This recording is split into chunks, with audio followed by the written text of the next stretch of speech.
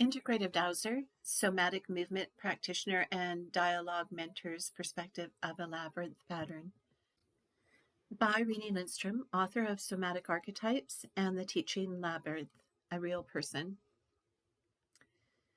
I was first introduced to the labyrinth through the lens of dowsing. This view aligns with the placement of the labyrinth and the 4 cardinal directions.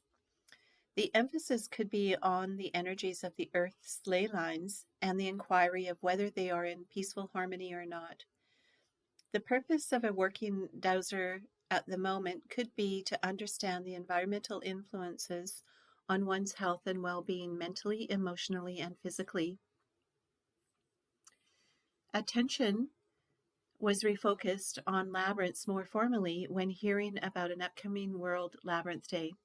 Having worked on a peace initiative for a few years, the concept of a mindfulness walking event seemed like a wonderful topic to bring attention to as a strategy for growing inner peacefulness. Hosting a website for walking routes for this purpose aligned with the concept of the labyrinth pattern. Through investigation of the World Labyrinth Day, I learned there was an international visit planned for Vancouver Island. However, Victoria was not included in the event. I decided to create an event that would allow Greater Victoria to be showcased before the event as a pre-opening stop. I recently shared my interpretation of the labyrinth pattern, which reflects a human's functional design for rotational movement patterns. Now I would like to suggest that the pattern of functional rotational movement can balance the physical, mental, and emotional bodies to deepen inner connections with the surrounding influences. Rather than using the word spiritual, I would like to suggest that it cultivates presence. Being in the present moment with a calm mind and emotions enhances physical function. When facilitating another event at this labyrinth with a group, a couple was in conflict nearby. The female presenter came forward and began to walk the pathway with us.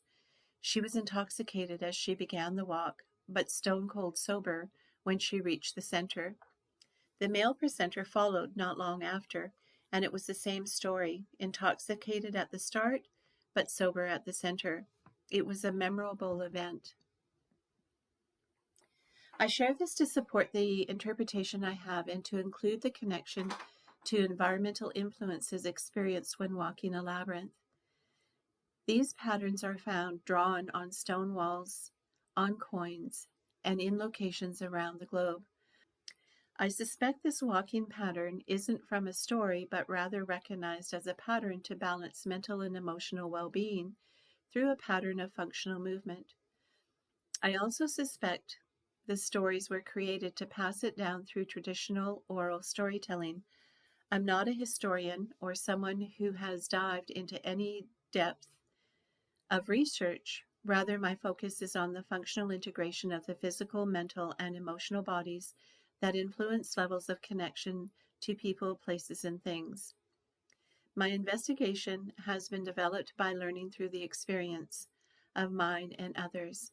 It's raw and real and not something that has been adopted from other sources of analogy and packaged as mine. I continue to recommend the labyrinth pattern to people I recognize who are in pain mentally, emotionally, or physically. I also recommend it for making choices or decisions that are difficult to make.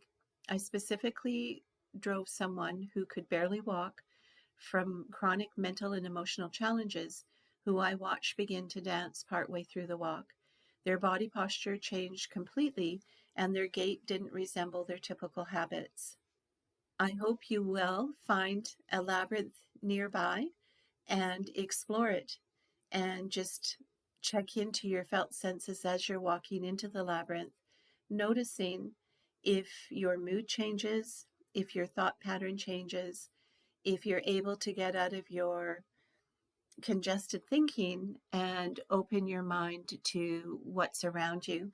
I will share a link in the description below with regards to the body pattern reflected in the labyrinth pattern.